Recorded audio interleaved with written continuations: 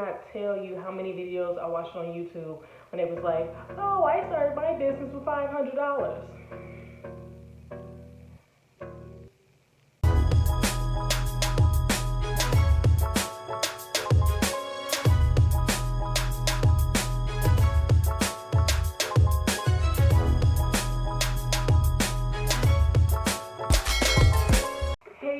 And welcome back to my channel. As you can see in the title of this video, we are discussing the 5 things that I wish I knew before launching my business. And I thought about these things and I'm like, I wish somebody would have told me. And I thought about it, so I'm like, somebody probably needs help with this, so let me just put this out there and see what happens.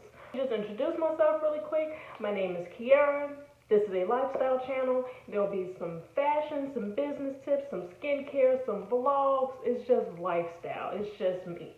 So boom, we got all the legal logistics out the way. Okay, so let's jump into the video. All right, so the 5 things that I wish I would have known. And I feel like I did my research. I watched YouTube videos. I looked at other businesses' pages and see how they started and asked people. I did all that. But you still don't know until you actually put yourself out there and you start doing it yourself. I'm just saying.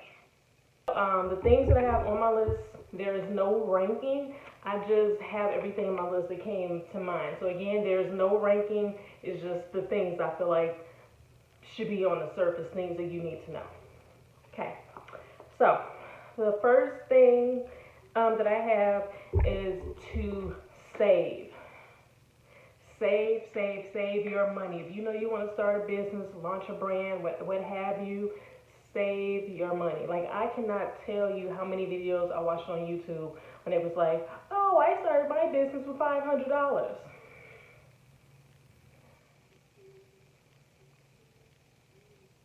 Okay, I will say maybe that is true, like if you're doing like accessories or like lashes or something, like something small, but even though you still have to do your branding, your packaging, you have to buy like a printer. If you don't have a printer, the printing materials, I just don't see it. I really don't see it. You have to buy your products. You have to buy your shipping materials. You have to buy stuff for your printer. For me, I didn't even have a printer. I had to buy a printer. I had to buy regular paper. I had to buy the shipping adhesive sticker paper. I had to get that. I had to get my branding materials, like my stickers and my tags and things like that. Like, it's little things. It adds up. So if those videos that say $500 to start a business, maybe it could be true. But how about this? If you're trying to build a brand, I don't see you spending $500 to build your brand with inventory included. I just don't see it. That's why I'm saying save your money. Like, just save. Like, for me, I felt like I make a decent amount of money at work. I can just buy stuff as I go. Like, I didn't even save. Like, it's something that I kept going back and forth with. Like, I think I want to do it. That would be cool. That's pretty interesting. Oh, she does that. I think I would like to try that, but I just never had like that confidence to just go out and do it. I'm like, I don't really need to start my own business. Like, you got freaking Fashion Over and all these other big brands. I'm like, I'm good. But then finally something clicked and I'm just like, just try it. Just do it. Like, everybody started somewhere, so just do it. But save your money in the process. Like, I literally was just taking money from like each check, and then I was like, I'll just put this towards my business, pay my bills, pay that, and go towards the business. Don't do that. Don't do that. Just, if you know you want to start a business, just start planning it out, seeing the prices for everything that you think you might do, and then round it up. Don't say, oh, a printer is going to be $65 exactly. My paper is going to be $12. Round up everything it's going to cost. And then I do want to say, like, a little bonus tip. Everything that you buy for your business, save every receipt, save every invoice, put everything in like its own little box. So when it's come time to file your taxes, you can have all this stuff for your business that it can be like a write-off. So save everything that you put in your business so you can see it next year. Don't say I ain't tell you nothing. Don't. I said it. Number two, this is something that I had to learn, and it was something that I'm still going through the motions with, but now I got like a better hold of it, like I understand it more. So number two is don't try to keep up with the Jones. The Joneses, the Jones, whoever, whatever the phrase is, don't try to keep up with established brands. They are established. They have a loyal following. They have their target audience. Do not compare yourself. A new brand that has no following and no one knows anything about. Do not compare yourself to these big multi brands, multi-billion, multi-million, whatever, these big brands. Don't do it. You're going to stress yourself out. You're going to spend way too much money that you have or need to have, like cashing out your credit cards just to keep up. Oh, they have this outfit, or they have this hair, they have these lashes. I need these lashes because people are buying their stuff and it's selling out. They have a loyal following, so people are going to buy whatever they put out. You don't have a following yet, so you just need to put stuff out and see what works for you. Do not try to keep up with these other brands because you are going to stress yourself out. They started from somewhere and now they're at another place. If you want to compare yourself, look at the beginning. Look how they started. Go to like their very first post and see how they grew. But other than that, don't beat yourself up about it because they can have 500,000 followers, and even if they have 500,000 followers, all of them are not buying their stuff. Don't stress yourself out because you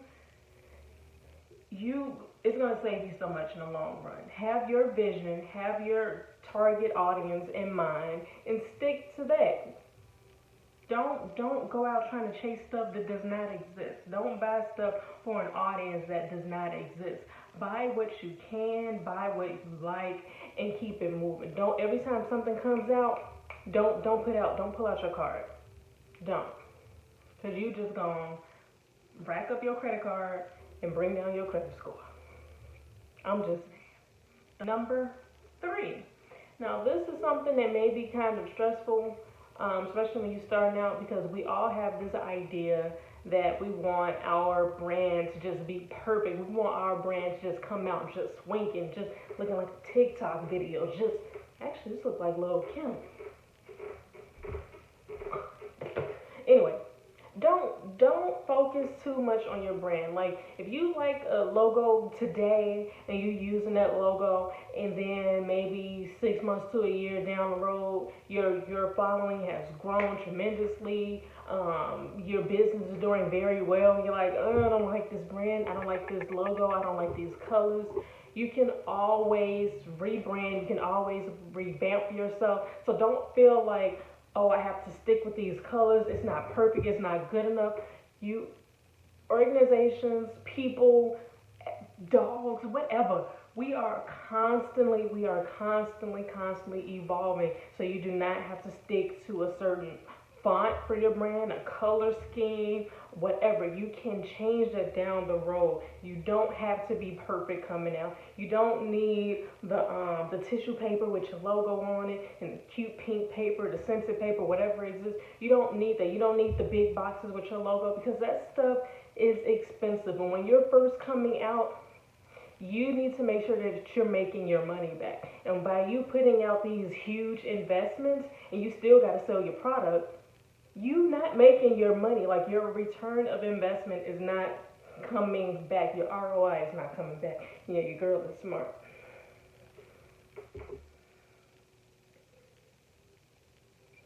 Don't stress yourself out. There's always room for growth. You can hire someone to revamp your website, to change your logo, change your packaging. All that comes in due time. Just do what you can. Do what you like at that moment. Make sure it looks good to you. Get some input from your friends, family, if that's how you rock, whatever the case may be. But do not stress yourself out because you don't have like the fanciest graphic design with the motion flyers and like the website, and it's just perfect and it's just beautiful and it's just flashing every time somebody click on welcome to blah blah blah's page. Like, just chill. In due time, you can have all that. But people actually like to see the organization, the business, the brand grow.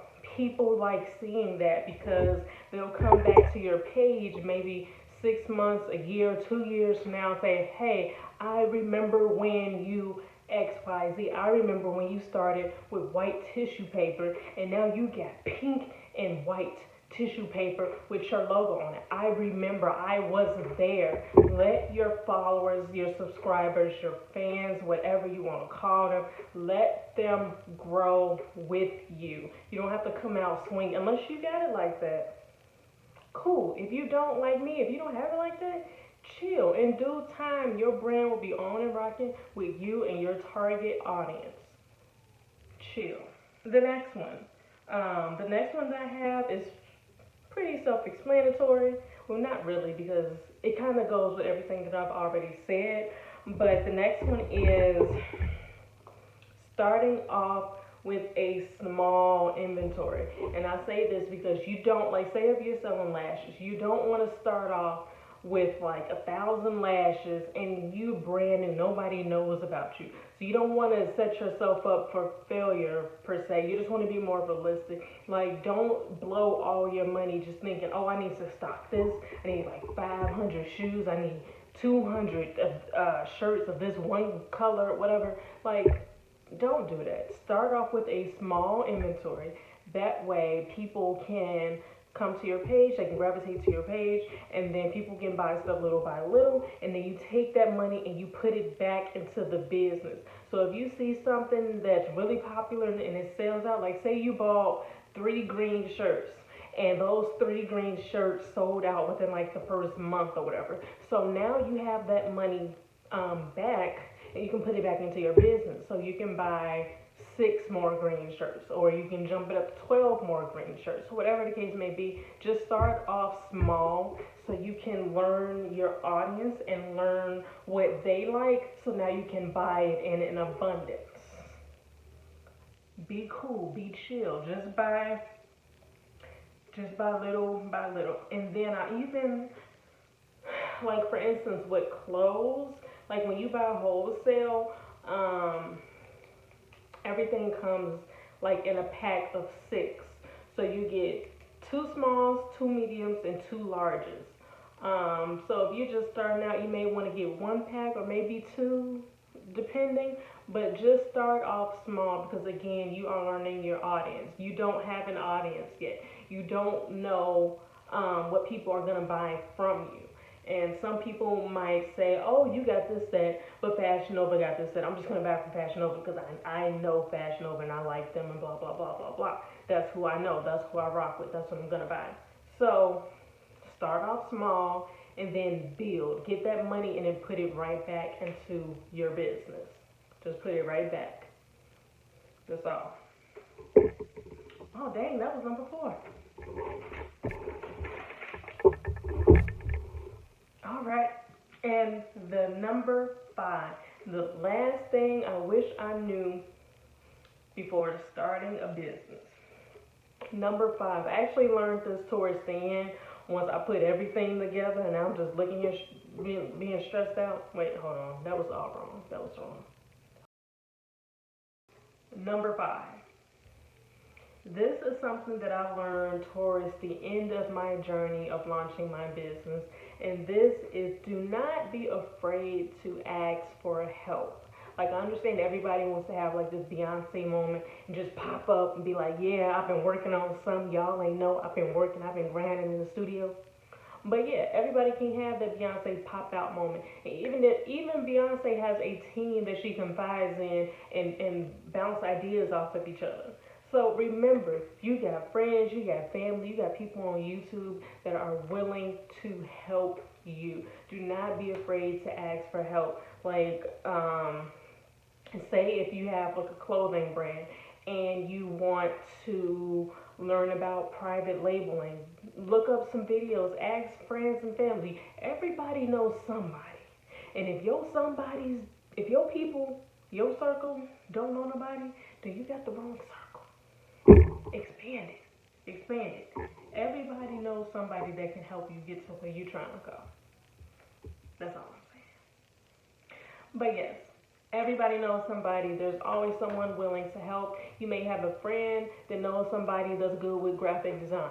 You may have a cousin that knows somebody that is good with private labeling. Like, just reach out to your network, your sources, whoever that may be. You don't have to carry this burden by yourself. That's a no-brainer. I had to learn this the hard way because I was stressing out. Like, I had, like, my little notebook, this notebook is full of secrets.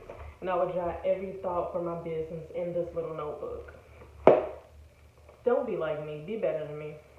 And that concludes my video. I told you guys I did not want to make this video super long, super dragged out. I was just scratching the surface about the things that you should know before jumping into a business. If you enjoyed this video and you want more detail and more content, then let me know in the comments below and give this video a thumbs up. If I see like 25 likes, then I will know to make another video. So again, if you like it, thumbs up, let me know in the comments, and we can continue. We can keep this going. But that is it for this video. Thank you guys for watching, and I will catch you guys in the next video. Maybe a vlog. I don't know, but I'll catch you guys. And stay tuned for my business. Bye.